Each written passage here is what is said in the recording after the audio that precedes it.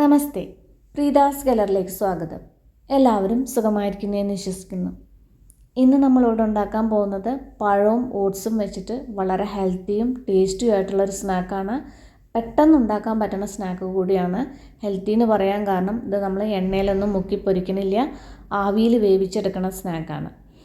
അപ്പോൾ വീഡിയോ എല്ലാവരും സ്കിപ്പ് ചെയ്യാതെ മുഴുവനായിട്ട് കാണുമെന്ന് വിചാരിക്കുന്നു. വീഡിയോ ഇഷ്ടമായിട്ടുണ്ടെങ്കിൽ ഒന്ന് ലൈക്ക് ചെയ്യാനും മറ്റുള്ളവർക്കൊക്കെ ഷെയർ ചെയ്ത് കൊടുക്കാനും മറക്കില്ലല്ലോ. സബ്സ്ക്രൈബ് ചെയ്യാത്തവർ ഒന്ന് സബ്സ്ക്രൈബ് ചെയ്യാനും മറക്കല്ലേ. എന്നാൽ ഈ സ്നാക്ക് നമുക്ക് എങ്ങനെയാണ് ഉണ്ടാക്കുന്നത് എന്ന് നോക്കാം. നമ്മുടെ സ്നാക്ക് ഉണ്ടാക്കാൻ വേണ്ടിയിട്ട് ഞാനിവിടെ ഒരു നേന്ത്രപ്പഴം എടുത്തിട്ടുണ്ട്. നല്ല പഴുത്തൊരു നേന്ത്രപ്പഴമാണ് എടുത്തിട്ടുള്ളത്. പിന്നെ ഇതിലേക്ക് വേണ്ടത് കുറച്ച് ഓട്സാണ്. മെഷറിംഗ് കപ്പിൽ 1 കപ്പ് ഓട്സ് എടുത്തിട്ടുണ്ട്. ഇനി ഒരു പാൻ വെച്ചിട്ട് അതിലേക്ക് നമ്മൾ ഇപ്പോൾ ഈ എടുത്തു വെച്ച ഓട്സ് ഉണ്ടല്ലോ, ആ ഓട്സ് ഇതിലേക്ക് ഇട്ട് കൊടുക്കുക. ഇട്ടതിന് ശേഷം ഇതൊന്ന് വറുത്തെടുക്കുക. അത്യാവശ്യം നന്നായിട്ട് തന്നെ ആ ഓട്സിൻ്റെ കളറൊക്കെ ഒന്ന് മാറി വരുന്നത് വരെ ഒന്ന് വറുത്തെടുക്കുക. ഇപ്പോൾ ദാ ഓട്സ് നന്നായിട്ട് വറുത്ത് വന്നിട്ടുണ്ട്, കണ്ടില്ലേ? അതിൻ്റെ കളറൊക്കെ ചെറുതായിട്ട് മാറി വന്നിട്ടുണ്ട്.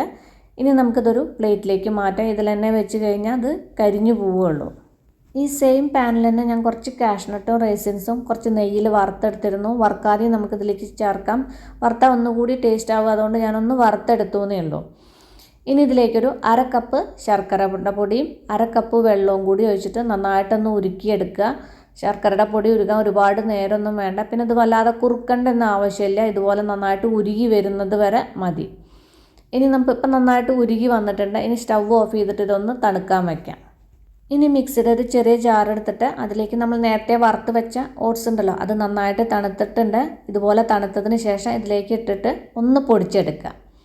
ബാറ്റർ മിക്സ് ചെയ്യാൻ വേണ്ടിയിട്ട് അത്യാവശ്യം വലിയൊരു ബൗൾ എടുത്തിട്ട് അതിലേക്ക് നമ്മൾ ഈ പൊടിച്ചു വെച്ച ഓട്സ് ഉണ്ടല്ലോ, അത് ഇതിലേക്ക് ഇട്ട് കൊടുക്കുക. പിന്നെ നേരത്തെ അവിടെ എടുത്ത് വെച്ച നേന്ത്രപ്പഴം ഒന്ന് വേവിച്ചതിന് ശേഷം ആ സെയിം ജാറിൽ തന്നെ ഇട്ടിട്ട് ഞാനൊന്ന് അരച്ചെടുത്തിട്ടുണ്ട്. അരച്ച നേന്ത്രപ്പഴം ഇതിലേക്ക് ഇട്ട് കൊടുക്കുക. പിന്നെ ഇതിലേക്ക് കുറച്ച് തേങ്ങ ഇട്ട് കൊടുക്കുക, ഫ്രഷ് തേങ്ങ ഇട്ട് കൊടുക്കുക. വലിയൊരു 2 പിടി തേങ്ങ ഇതിലേക്ക് ഇട്ട് കൊടുക്കുന്നുണ്ട്. തേങ്ങയൊന്നും വറക്കേണ്ടെന്ന് ആവശ്യമില്ല, പച്ചക്ക് ഇതുപോലെ അങ്ങോട്ട് ഇട്ട് കൊടുത്താൽ മതി. അത്യാവശ്യം ഇട്ട് കൊടുക്കുക, അപ്പോഴാണ് നല്ല ടേസ്റ്റ് ഉണ്ടാവുക. പിന്നെ ഞാൻ നേരത്തെ അവിടെ പറഞ്ഞില്ലേ, കുറച്ച് കാഷ്നട്ടും റേസിൻസും വറുത്ത് വെച്ചിട്ടുണ്ടെന്ന്. ആ വറുത്ത് വെച്ച റേസിൻസും കാഷ്നട്ടും ഇതിലേക്ക് ഇട്ട് കൊടുക്കുക. കാഷ്നട്ട് ഞാൻ കുറച്ച് കൂടുതൽ ഇട്ടിട്ടുണ്ട്, കാരണം അതെനിക്ക് കൂടുതൽ ഇഷ്ടമാണ്. അത് നിങ്ങളുടെ ഇഷ്ടത്തിനനുസരിച്ചിട്ട് ഇട്ട് കൊടുത്തോളൂ. പിന്നെ ഇതാ ഒരു പിഞ്ച് ഉപ്പ് ഇട്ട് കൊടുക്കുക, അധികം ഉപ്പ് വേണ്ട. പിന്നെ ഒരു 1/4 ടീസ്പൂൺ ഏലക്കാപ്പൊടിയും നമ്മൾ നേരത്തെ അവിടെ ഉരുക്കി വെച്ച ശർക്കരപ്പാവ് ഉണ്ടല്ലോ, ആ ശർക്കരപ്പാവും ഇതിലേക്ക് ഒഴിച്ച് കൊടുക്കുക. ഒഴിച്ചതിന് ശേഷം നേരൊന്ന് മിക്സ് ചെയ്തെടുക്കുക. ഇതുപോലെ നേരൊന്ന് മിക്സ് ചെയ്ത് എല്ലാ ഭാഗത്തും പാവൊക്കെ ആയിട്ട് നേരെ ഇതുപോലെ മിക്സ് ചെയ്തതിന് ശേഷം നമുക്കിതിലേക്ക് കുറച്ച് വെള്ളം ഒഴിച്ചിട്ട് ബാറ്റർ ഒന്ന് ലൂസാക്കി എടുക്കാം. ഞാനിവിടെ 1 കപ്പ് വെള്ളം എടുത്തിട്ടുണ്ട്. അത് മുഴുവനായിട്ടും അങ്ങനെ അങ്ങോട്ട് ഒഴിച്ച് കൊടുക്കണ്ട. നമുക്ക് മിക്സ് ചെയ്യുമ്പോൾ ആവശ്യത്തിനനുസരിച്ചിട്ട് കുറച്ചായിട്ട് വെള്ളം ഒഴിച്ചിട്ട് നേരെ ഒന്ന് മിക്സ് ചെയ്തെടുത്താൽ മതി. അപ്പോൾ നമുക്ക് ആവശ്യത്തിനനുസരിച്ചിട്ട് വെള്ളം ഒഴിച്ച് കൊടുക്കാം. ഇപ്പം ബാറ്റർ നേരെ മിക്സ് ചെയ്തെടുത്തിട്ടുണ്ട്, കട്ടകളൊന്നും ഇല്ലാതെ നേരെ മിക്സ് ചെയ്തെടുത്തിട്ടുണ്ട്. ഈ ഒരു കൺസിസ്റ്റൻസിയിൽ ബാറ്റർ റെഡിയാക്കി എടുത്താൽ മതി. നമ്മൾ നേരത്തെ അവിടെ എടുത്ത 1 കപ്പ് വെള്ളം ഉണ്ടല്ലോ, അത് മുഴുവനായിട്ട് ഒഴിച്ച് കൊടുത്തിട്ടില്ല. അത് ഇത്രയ്ക്ക് വെള്ളം ബാക്കിയുണ്ട്. അപ്പോൾ നിങ്ങൾ ആവശ്യത്തിനനുസരിച്ചിട്ട് കുറച്ചായിട്ടൊന്ന് ഒഴിച്ചിട്ട് ബാറ്റർ റെഡിയാക്കി എടുത്താൽ മതി. ഇനി നമുക്കിതൊന്ന് വേവിച്ചെടുക്കണ്ടേ, അതിന് വേണ്ടിയിട്ട് ഞാനൊരു കേക്ക് ട്രേയിൽ കുറച്ച് നെയ്യ് തടവി കൊടുത്തിട്ടുണ്ട്. നെയ്യോ ബട്ടറോ എണ്ണ എന്തെങ്കിലും ഒന്ന് തടവി കൊടുക്കുക. ഇനി അതല്ലെങ്കിൽ ബട്ടർ പേപ്പർ വെച്ച് കൊടുത്താൽ മതി. ഏതാ നിങ്ങൾക്ക് സൗകര്യം വെച്ചാൽ അതിനനുസരിച്ചിട്ട് ചെയ്തോളൂ. ഇതുപോലത്തെ കേക്ക് ട്രേ വേണമെന്ന് നിർബന്ധമില്ല. നമ്മുടെ സ്റ്റീലിൻ്റെയൊക്കെ പ്ലേറ്റ് ഉണ്ടല്ലോ, ഇതിലൊക്കെ നെയ്യോ ബട്ടറൊക്കെ തടവി കൊടുത്താലും മതി. പിന്നെ നമ്മളിനി ഇതിലേക്ക് ആ ബാറ്റർ ഉണ്ടല്ലോ, അത് ഞാൻ മുഴുവനായിട്ട് ഒഴിക്കണില്ല, ഒരുപാട് തിക്കാവണ്ടെന്ന് വിചാരിച്ചിട്ടാണ് പകുതിയിലധികം ഒഴിച്ചു കൊടുത്തിട്ടുണ്ട്. അതിനുശേഷം ഇതുപോലെ ഒന്ന് ടാപ്പ് ചെയ്ത് കൊടുക്കുക.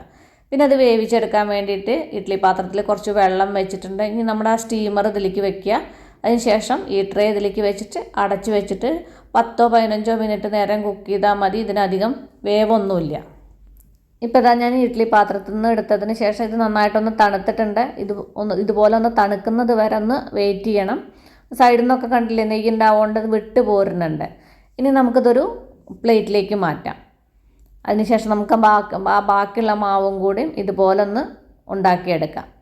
വളരെ എളുപ്പമാണ്. ഇനിയും നല്ല ടേസ്റ്റുമാണ്, നല്ല സോഫ്റ്റുമാണ്. ഉള്ളിൽ നട്ട്സും തേങ്ങയുടെയൊക്കെ ഉണ്ടാകുമ്പോൾ കടിക്കുമ്പോൾ ഒരു പ്രത്യേക ടേസ്റ്റാണ്. ഓട്സും പഴമല്ലേ, നല്ല ഹെൽത്തി ആയിട്ടുള്ള സ്നാക്കല്ലേ.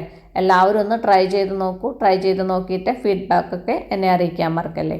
അപ്പം നമുക്കിനി അടിപൊളി പുതിയ റെസിപ്പിയുമായി കാണാം. നന്ദി, നമസ്കാരം.